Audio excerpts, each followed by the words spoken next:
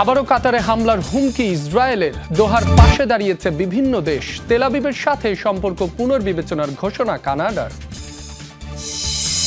এখনো থমথমে নেপালের পরিস্থিতি। প্রধানমন্ত্রী হিসেবে সাবেক প্রধান বিচারপতি সুশীলা কার্কির নাম প্রস্তাব জেনজি প্রতিনিধিদের।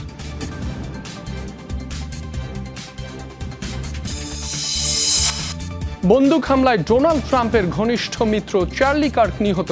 ব্যক্তিগত অস্ত্র রাখার পক্ষে সরব ছিলেন ইসরায়েলপন্থী এই ইনফ্লুয়েন্সার।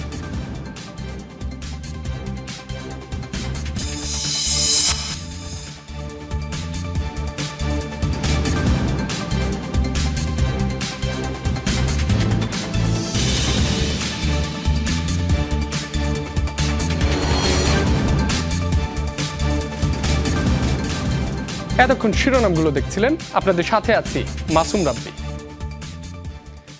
দোহায় হামলার পর এবার কাতারকে সরাসরি হুমকি দিল ইসরায়েল। হামাস নেতাদের বহিষ্কার না করলে আবারও দেশটিতে অভিযান চালানো হবে সতর্ক করলেন ইসরায়েলের প্রধানমন্ত্রী বেনিয়ামিন নেতানিয়াহু। যে দেশই হামাসকে আশ্রয় দেবে সেখানেই খুঁজে খুঁজে হত্যা করা হবে শীর্ষ নেতাদের, দিয়েছেন এমন হুঁশিয়ারিও। এদিকে ইসরায়েলি হামলার সম্মিলিত জবাব চায় কাতার। কোনোরকম সতর্কবার্তা ছাড়াই মঙ্গলবার কাতারের রাজধানী দোহায় হামলা চালায় ইসরায়েল। টার্গেট করা হয় শীর্ষ হামাস নেতাদের। নিয়মনীতির তোয়াক্কা না করে কাতারে হামলার পরও ক্ষান্ত হয়নি তেল আবিব। দোহার প্রতি উল্টো হুমকি দিয়েছেন ইসরায়েলি প্রধানমন্ত্রী বেনিয়ামিন নেতানিয়াহু। জানিয়েছেন হামাস নেতাদের দেশ থেকে বহিষ্কার না করলে আবারও হামলার শিকার হতে হবে দেশটিকে। 7 অক্টোবরের গণহত্যার সাথে জড়িত সকল সন্ত্রাসী মূল হোতাদের কাতার নিরাপদে আশ্রয় দেয়, অর্থায়ন করে এবং বিলাসবহুল প্রাসাদে থাকার সুযোগ দেয়। কাতার সহ সন্ত্রাসীদের আশ্রয়দাতা সব দেশকে বলছি, হয় তাদের বহিষ্কার করুন অথবা বিচারের আওতায় আনুন। আপনারা করতে না পারলে আমরা করব। এদিকে ইসরায়েলকে জবাব দিতে আরব দেশগুলোর সমন্বিত পদক্ষেপ চায় কাতার।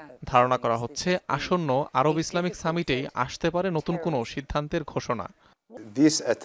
এই অঞ্চল থেকে একটি জবাব আসবে, সেটি এরই মধ্যে আঞ্চলিক সহযোগীদের সাথে পরামর্শ এবং আলোচনাধীন রয়েছে।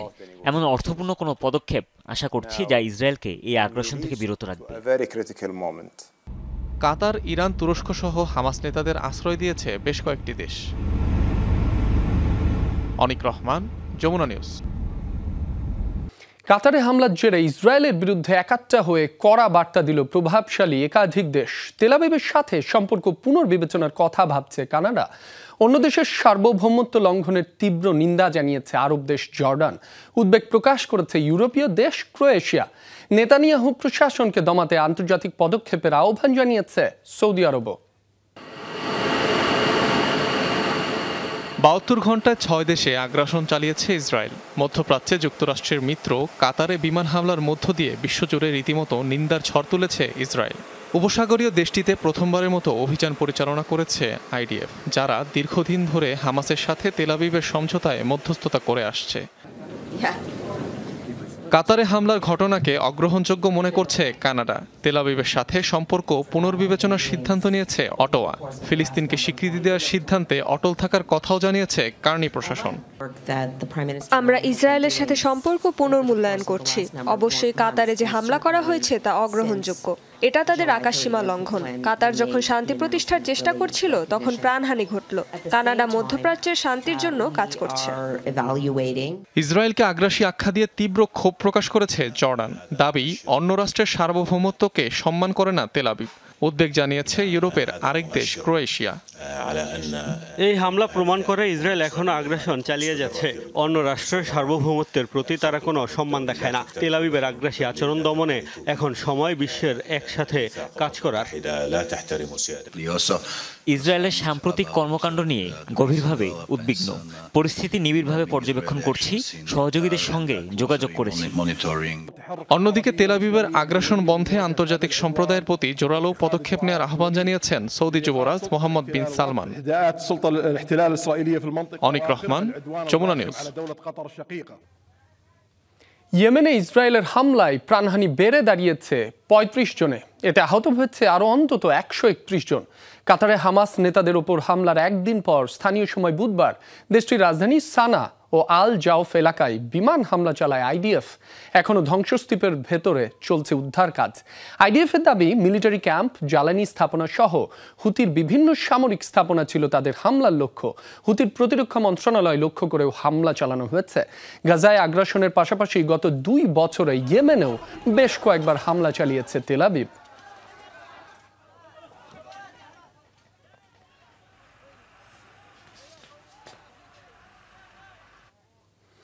এখনো থমথমে নেপালের পরিস্থিতি। কারফিউয়ের মেয়াদ বাড়লেও শিথিল করা হয়েছে সময়সীমা। সংঘাতপূর্ণ এলাকাগুলোই বাড়ানো হয়েছে সেনা উপস্থিতি। এমন অবস্থাতেই অন্তর্বর্তী সরকার গঠনে চলছে তোড়জোড়। প্রধানমন্ত্রী হিসেবে সাবেক প্রধান বিচারপতি সুশীলা কার্কির নাম প্রস্তাব করেছে জেনজি বিক্ষোভকারীরা। তরুণদের অনুরোধে সাড়াও দিয়েছেন আলোচিত এই আইনজীবী। দায়িত্ব পেলে দ্রুততম সময়ে নির্বাচন আয়োজন এবং নতুন নেতৃত্বের হাতে ক্ষমতা তুলে দেবেন বলে জানিয়েছেন সুশীলা। নেপালের রাজধানী কাঠমান্ডুর পথে পথে সেনা টহল, অন্যান্য শহরেও কড়াকড়ি। শিথিল করা হয়েছে কারফিউর সময়সীমা। সকালে 4 ও বিকেলে 2 ঘন্টার জন্য স্বাভাবিক চলাচলের সুযোগ পাবে বাসিন্দারা। লুটপাটের অভিযোগে আটক করা হয়েছে আরও বেশ কয়েকজনকে। দেশটির অন্তত 25টি কারাগার থেকে 15,000-এরও বেশি বন্দী পালিয়েছে বলে জানা গেছে। রামেচাপ কারাগার থেকে পালানোর সময় নিরাপত্তা বাহিনীর গুলিতে নিহত হয়েছে 5 বন্দী। এমন পরিস্থিতিতে অন্তর্বর্তী সরকার গঠন প্রক্রিয়া শুরু করেছে সেনাবাহিনী। বুধবার সামরিক বাহিনীর হেডকোয়ার্টার্সে সেনাপ্রধানের নেতৃত্বে হয় বিশেষ আলোচনা। সন্ধ্যা থেকে টানা 6 ঘন্টা ধরে চলে ম্যারাথন বৈঠক। সেখানে নিজেদের দাবি দাওয়া তুলে ধরে জেনজি প্রতিনিধিরা। প্রধানমন্ত্রী পদের জন্য সাবেক বিচারপতি সুশীলা কার্কির নাম প্রস্তাব দিয়েছে তারা। জেনজি বিক্ষোভে হত্যাকাণ্ডের বিরুদ্ধে ব্যাপক সরব ছিলেন তিনি। নীতিবান ও নিরপেক্ষ ব্যক্তিত্বদের মধ্য থেকে সুশীলা কার্কির নাম সরকার পরিচালনার জন্য প্রস্তাব করা হয়েছে। জেনজির প্রস্তাবে সাড়াও দিয়েছেন নেপালের প্রথম নারী প্রধান বিচারপতি সুশীলা। জানিয়েছেন, দায়িত্ব পেলে সঠিক সময়ে নির্বাচন আয়োজন ও নতুন নেতৃত্বের কাছে ক্ষমতা হস্তান্তর হবে তার প্রধান লক্ষ্য। প্রতিহত করবেন অর্থের বিনিময়ে ক্ষমতা অর্জনকে। Dorothy Tasrin, Jamuna News. হেলিকপ্টারের দড়িতে ঝুলে কোনো মতে প্রাণ নিয়ে পালিয়েছিলেন নেপালের মন্ত্রী। প্রকাশিত হয়েছে এমন একটি ভিডিও যা রীতিমতো ভাইরাল। ভিডিওতে দেখা যায় মন্ত্রীর বাড়ির ওপর উঠছে হেলিকপ্টার। সেখান থেকে ফেলা উদ্ধার স্লিং আঁকড়ে ধরে আছেন মন্ত্রী এবং তার পরিবারের সদস্যরা। এ অবস্থাতেই উড়ে যায় যানটি। বিক্ষোভ শুরুর পর থেকেই পুড়িয়ে দেওয়া হয় একাধিক মন্ত্রী এবং সরকারি কর্মকর্তাদের বাড়ি। অনেকে প্রকাশ্যে হেনস্থা ও শারীরিকভাবে লাঞ্ছিত করা হয়।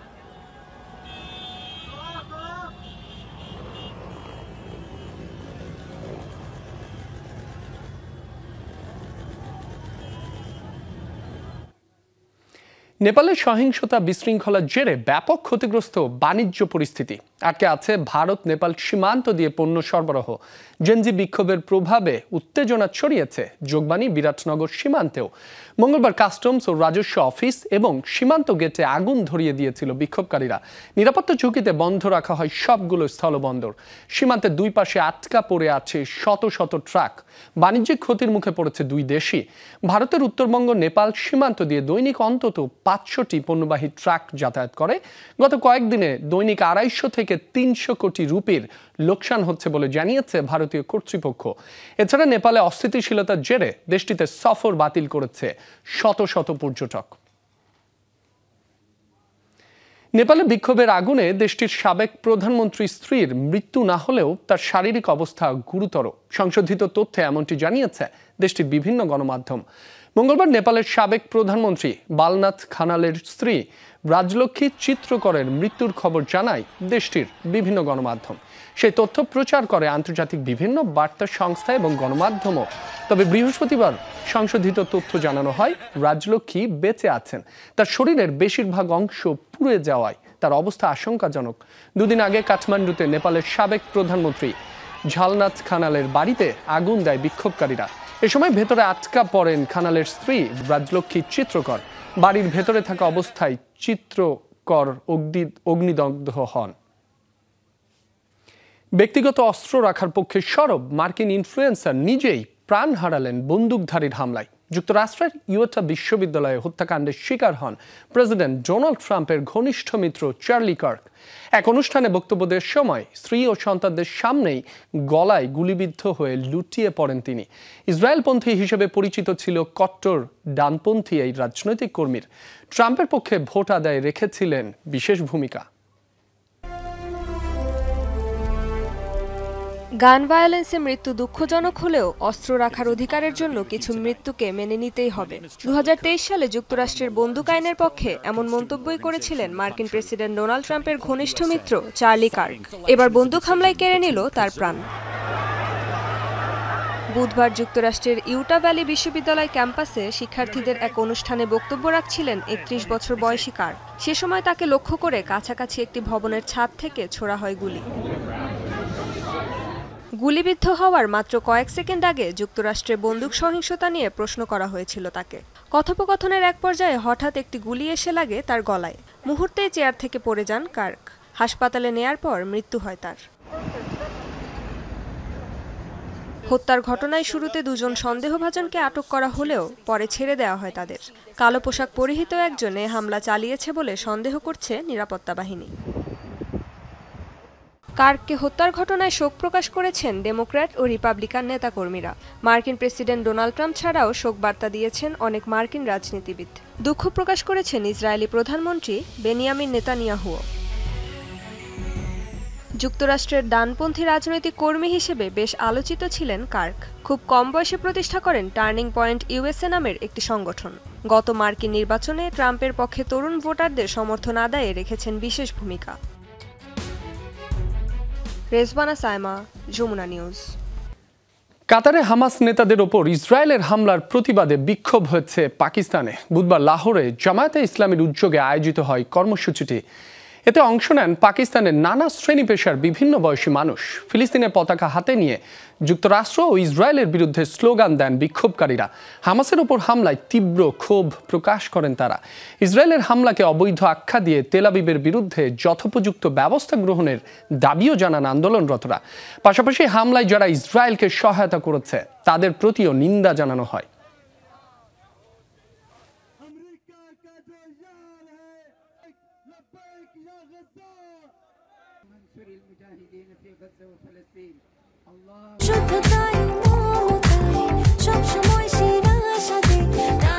প্রাণ UHT মিল্ক, শুদ্ধতায় ও মমতায় সবসময় সেরা স্বাদে। তবে কি ইউক্রেন যুদ্ধে জড়িয়ে পড়ছে নেটো? পোল্যান্ডের আকাশসীমায় রাশিয়ার ড্রোন অনুপ্রবেশের পর আলোচনায় নেটোর আর্টিকেল 5। এই ধারা অনুযায়ী সদস্য কোনো এক দেশে হামলা হলে সেটিকে জোটের সব দেশের ওপর হামলা হিসেবে বিবেচনা করবে নেটো। তবে আর্টিকেল 5 প্রয়োগের জন্য প্রয়োজন সব সদস্যের সমর্থন।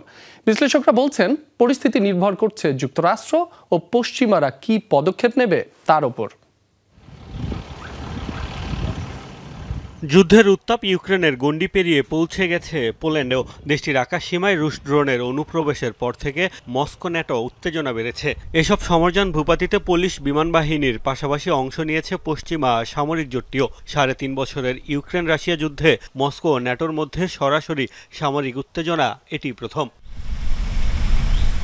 এখনই যুদ্ধে জড়িয়ে পড়ার শঙ্কা উড়িয়ে দিয়েছে পোল্যান্ড সরকার। তবে দেশটির প্রধানমন্ত্রীর দাবি, দ্বিতীয় বিশ্বযুদ্ধের পর যে কোনো সময়ের চেয়ে তারা এখন সংঘাতের সবচেয়ে কাছাকাছি রয়েছে।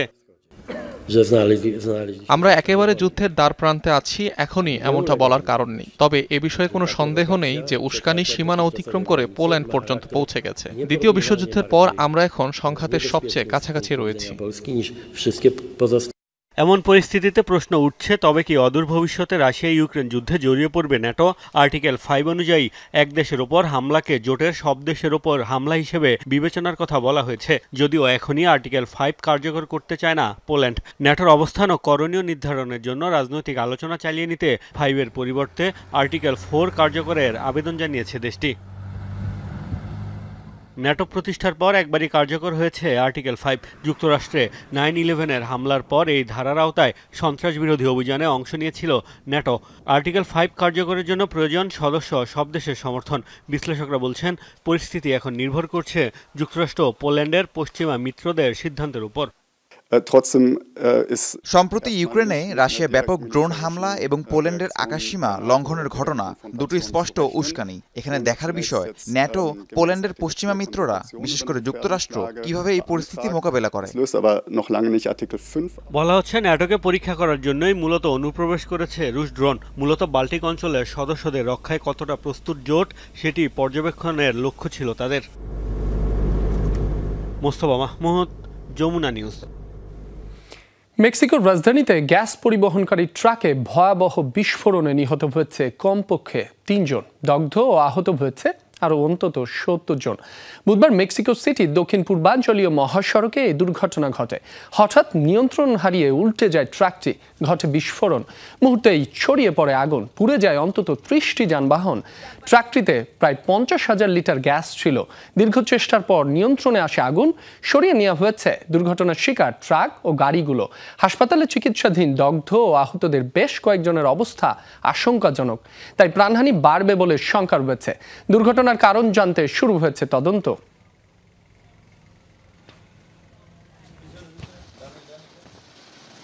দায়িত্ব গ্রহণের প্রথম দিনেই স্টেজে দাঁড়িয়ে মাথা ঘুরে পড়ে গেলেন সুইডেনের স্বাস্থ্যমন্ত্রী এলিজাবেথ ল্যান। সামাজিক মাধ্যমে রীতিমতো ভাইরাল এর একটি ভিডিও। সেখানে দেখা যায় একটি সংবাদ সম্মেলনে স্বাভাবিকভাবেই কথা বলছেন ল্যান। হঠাৎই সামনের দিকে মুখ থুবড়ে পড়েন তিনি। তখন পোডিয়ামের সাথে মাথায় চোট পান তিনি। এ সময় সুইডেনের উপপ্রধানমন্ত্রী এবা বুশ দ্রুত তার পাশে ছুটে আসেন এবং তাকে উল্টে শুইয়ে দেন। সেখানে থাকা অন্যান্য রাজনীতিবিদ ও সাংবাদিকরাও দ্রুত এগিয়ে আসেন। পরবর্তীতে জানা যায় রক্তের শর্করার মাত্রা কমে গিয়েছিল তার। এ ঘটনার পর বাতিল করা হয় সেদিনের সংবাদ সম্মেলন।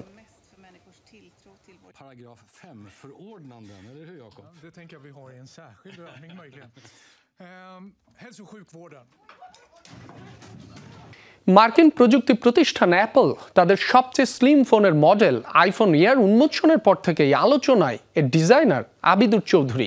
ছেলেবেলা থেকেই নতুন কিছু শেখা আর উদ্ভাবনে আগ্রহ লন্ডনের জন্ম নেয়া বাংলাদেশি বংশোদ্ভূত এ তরুণ শিক্ষাজীবনেই অর্জন করেছেন বিভিন্ন আন্তর্জাতিক পুরস্কার। গেল ৭ বছর ধরে আবিদুর কাজ করছেন অ্যাপলের ইন্ডাস্ট্রিয়াল ডিজাইনার হিসেবে। Our intention was to make an iPhone that feels like a piece of the future. যুক্তরাষ্ট্রের ক্যালিফোর্নিয়ায় মঙ্গলবার উন্মোচিত হয়েছে মার্কিন প্রযুক্তি প্রতিষ্ঠান অ্যাপলের সবচেয়ে স্লিম ও টেকসই ফোন আইফোন এয়ার। এরপর থেকেই আলোচনায় যুগান্তকারী এই মডেলের ডিজাইনার আবিদুর চৌধুরী, যাকে বাংলাদেশি বংশোদ্ভূত বলে দাবি করছে একাধিক গণমাধ্যম। অ্যাপলের এই ইন্ডাস্ট্রিয়াল ডিজাইনারের জন্ম ও বেড়ে ওঠা লন্ডনে। ছোটবেলা থেকেই নতুন কিছু তৈরিতে আগ্রহী ছিলেন আবিদুর। সমস্যা সমাধান করা, নতুন কিছু শেখা আর উদ্ভাবনী কাজেই আনন্দ খুঁজে পান তিনি।